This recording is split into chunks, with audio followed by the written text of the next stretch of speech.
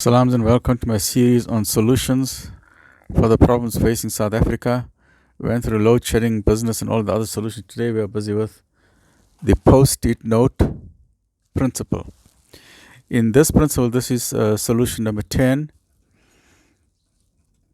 And in this one here, my suggestion is if you're a politician, you're a mayor, you're a premier, or you're a president, or you're a deputy president, or you're any of the members of the 400 members in the National Assembly, or any of the various levels of government, if you are receiving a salary from the government, if you are a government employee, there are maybe 1 million government employees, I don't know.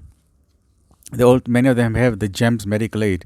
So if you are a government employee, ask yourself every single day, what are you doing with the salary that you are getting?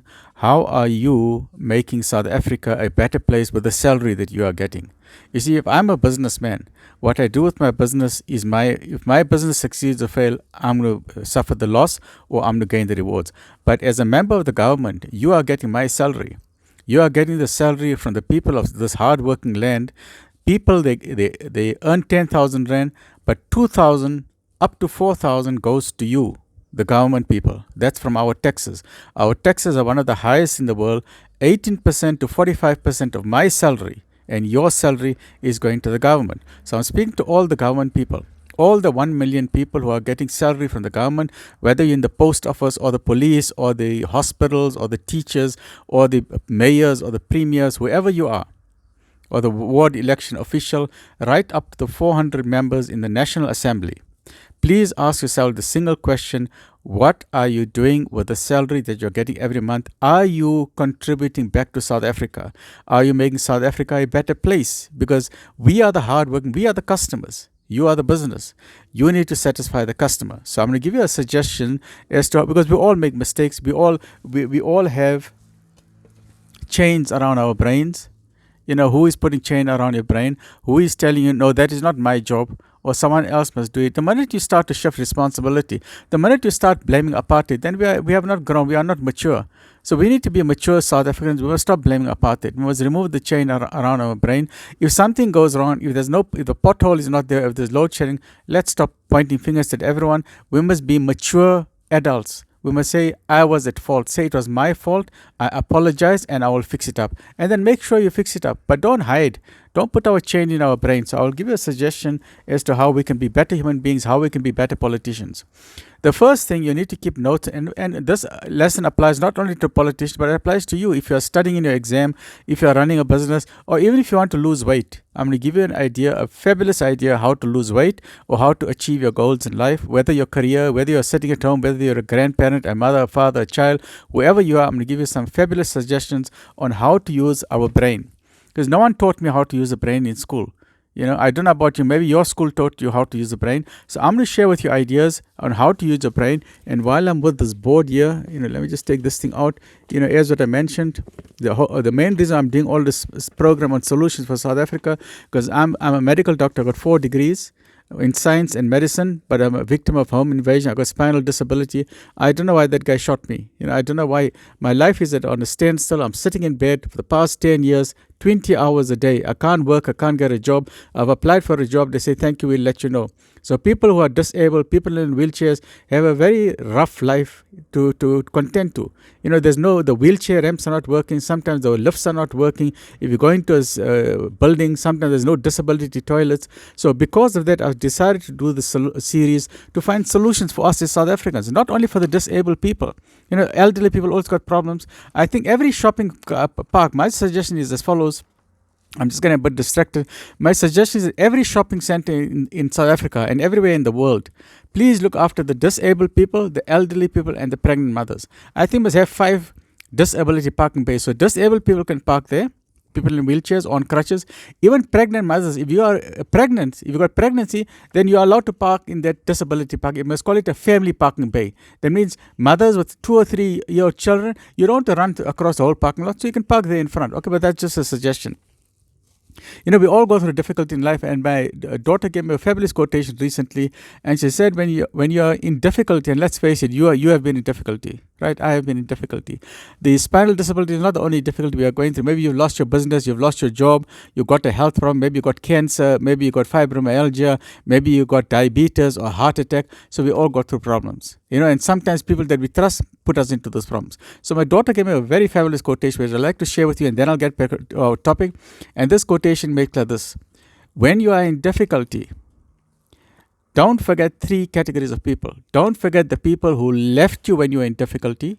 Don't forget the people who stayed with you when you were in difficulty. And don't forget the people who put you in that difficulty. So this guy who shot me, I'm not going to forget. Because of you, I'm now doing this program. But please don't come into my house. My house is my castle.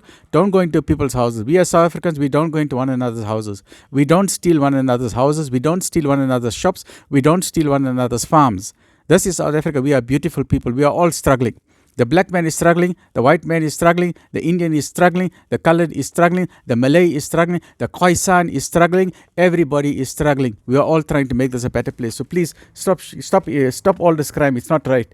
You go get a job. If you want land, go to the estate agency and go put in a bid to buy that land. Don't steal people's properties. Okay, so where was I? Okay, so very quickly, we need to remove the chains around our brains. So this is a suggestion for post-it notes. Keep notes on your mirror and fridge about the 12 biggest problems and think of solutions irrespective of your political party. In Islam, everyone is working for the betterment of civil society because they are all answerable to God. They are all answerable to Almighty Allah, to Allah subhanahu wa ta'ala. There is always a higher power. So it doesn't matter what religion you follow. It doesn't matter. There is always the most merciful supreme creator who has created you. He has created me. He has created the heavens and the earth. He has created the cosmos. He has created the stars and the planets and the galaxies. He has created the mountains and the trees and the birds and the lions and the elephants and the dolphins and the fish and everything on earth, the fruit and the vegetables and the food that you are eating. He has created everything. He has put us here for a purpose, and part of this is for us to experience suffering and for us to experience difficulties. But we must never ever forget that one day we're going to stand in front of Him and He's going to ask us, how did you run your life on earth? Were you a good human being? Did you help other people or did you harm other people? And then it doesn't matter whether you're a president or a pauper. You can be a prince or you can be a prisoner. You're going to stand in front of God Almighty, the Supreme Creator, without a lawyer, without laptops, without cell phones to help, and you're going to ask questions. That is the day I would like to see some politicians sweating a lot because they think all these stand-uppreneurs and his nepotism, they're getting away with it. That is known as a day of shame and humiliation where all the secrets will come out. Okay, so come back to our point. So have regular boss barads, have regular think tanks and brainstorming sessions. These workshops are not to waste time. Don't have parties when you have these workshops and boss barads. Unfortunately, people just regard it as a party. Go there with a serious intent. We need to find solutions. When last did you go to a boss barad to say, I'm going to think for a solution? Or did you just go there, let's listen to the lecture, let's see what this person is talking about. Oh, it's tea time. Let's go have the tea and the donuts. And then after that, oh, let's relax now. It's party time. We're having a braai now over the weekend. There's nothing wrong with that. But did you ever go into a boss barad or into a meeting to say that, okay, I'm part of this delegate of this meeting. I'm going to find the solutions. You got to think. Thomas Edison said one of the most difficult things you can do is think. 90% of people don't think. Only 10% or maybe even 1% do the actual thinking to solve problems. But then the 90% sometimes become the obstacle to the solution. When you explain to them the solution, is not going to work. You know why? Their brains are in a chain. They got their brains in a cage. They cannot see further than their nose. They become obstacles to progress. So we need to remove red tape. We need to remove bureaucracy. We need to remove obstacles to progress. We need to remove these people who got sawdust in their brains and who got concrete in their brains. So these workshops are not to waste time, but to find solutions. Consider having a fixed camp. This I'm talking to the politicians, like Camp David in the USA, where senior leaders can meet on a regular basis. So our senior leaders, perhaps, they can meet in one of the camps at the Kruger National Park, like the Sabi River Camp. That can be transformed to provide for the needs of our leaders. These should be serious and sacred sessions to say we really want to solve the problems of South Africa. This is 30 years now. Enough is enough. We as South Africans are drawing a line. Just to know the red line. In operating theatre, when you go into the operating theatre, you can't cross the red line. So now we are saying, we had enough now. We have given the ANC enough time. We have given this government enough time. Now we need to fix the problems. Now it's no longer white race. Now it's no longer black racism, because now BEE is all affirmative action is black racism. Let's face it, two wrongs don't make a right. If a white man is racist, it's wrong. If a black man is racist, it's wrong. Two wrongs don't make a right. So take away all affirmative action, take away all BEE. If an Indian is a racist, it's wrong. If a colored is a racist, it's wrong. If a Russian is a racist, it's wrong. So racism is wrong. Two wrongs don't make a right. So for 30 years, we kept our mouth quiet. We said, okay, let's give the black man a chance. Now we've given everybody a chance. Alhamdulillah, very good. There are millions of blacks who have become multimillionaires. Very good. They are known as the black diamonds. Companies have been running behind them, known as BEE. They are saying, because of you, we can get our loans. Overseas investors are investing money here because of our black entrepreneurs. And I say, well done to you. You deserve it. After all the suffering, you deserve it. But now, after 30 years, now it's equal opportunity for all. If I'm an Indian, I'm going to get the job. If I'm a white, I'm going to get the job. If I'm a black, I'm going to get the job. If I'm an Indian, I'm going to get the job. If I'm a Malay, I'm going to get the job. Based on what? Based on my brain and my heart, not on the color of my skin. I'm a doctor. Take it from me. The brain is not in your skin. Please, the brain is here. The brain is here. Please, let me remind you. This is not to put your hair. This is not for your hairstyle. Right? This is not for your hairstyle. Okay? The brain is inside. Figure out what is inside the corp of that human being. So now for the rest of us, what lesson can we learn from this? Do you have a daily to-do list? So now I'm not talking to politics, I'm talking to you as a human being. Do you have a daily to-do list? When you wake up in the morning, do you know what you want to do? Or do you just want to say, okay, it's another day? No, you must have a to-do list. Put the list on your mirror. Put it by your bedside. Figure out what are you going to do today. Don't just say, okay, I got a dentist appointment, or I got a beautician appointment, or I got a waxing appointment, or I got a massage appointment, or I'm going to meet my friends for tea. No. Find out how are you improving as a human being. Make a list. What books are you reading today? Have you exercised today? If you're not going to write it down, I can tell you you're not going to exercise. You're not going to lose that weight. You've got to write it down. You're not going to be a better human being if you don't write it down. You must write down, I want to be a better human being. Say if your weight is 70, say if you're 80 kilograms. If you come down to 70 kilograms, you must say, okay, I'm giving myself 12 months to come down to 70 kilograms. I'm going to lose 1 kilogram a month.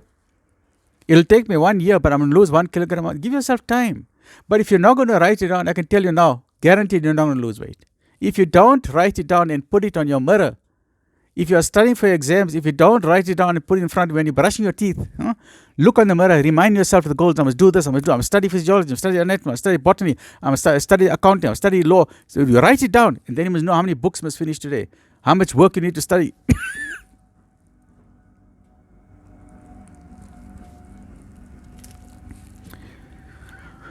Okay. Do you have a daily to-do list? Do you have daily goals, weekly goals, and monthly goals? If not, why not? Do you have goals in different areas of your life? Do you have goals for how much money you want? What is your income? Do you have a goal for how you're going to find a job? Have you prepared your CV? Have you been applying to different companies for a job? Just to remind you, please subscribe, help me grow my channel. I need to get to 1,000, 10,000, and then beyond that, in whatever way that you can. Share with your family, share with your friends, and how you can help me grow my channel. Remove the chains around your brains.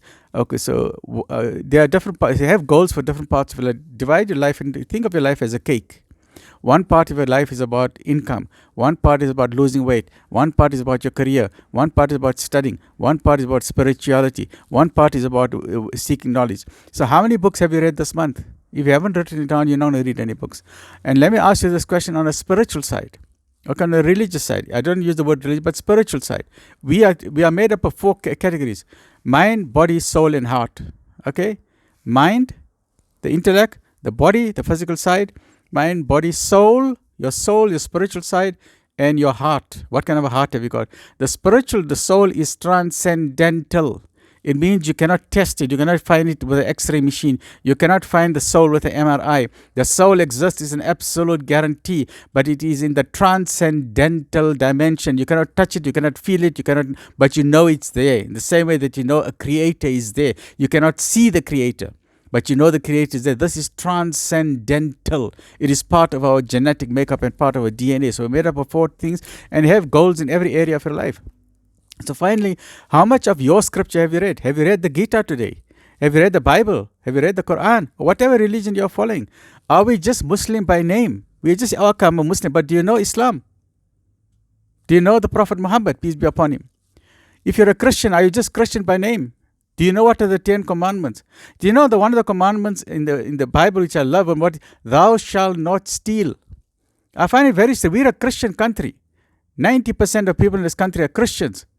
If you just leave out the whole Bible, if you just follow one command of that Bible, thou shalt not steal, we can solve the problems of this country. So I'm asking myself a question. Are you people Christians?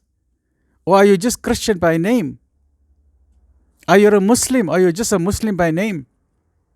Are you a Hindu? Or are you just a Hindu by name? Have you read your scriptures? You know, these divine scriptures got beautiful words of wisdom. Are you embracing that into your life? Are we becoming better human beings? Are you just a Buddhist by name? So have a to-do list. Change your life. Learn how to use the brain. Help me in growing my channel. Subscribe. Share with your family and friends. Let's make South Africa a better place for our children, our grandchildren, future children, whoever we are, black, white, Indian, colored, Malay, Chinese, Japanese, Korean, Arabs, whoever is in the country. Let's work together to make South Africa a better place. Stay well. Alhamdulillah.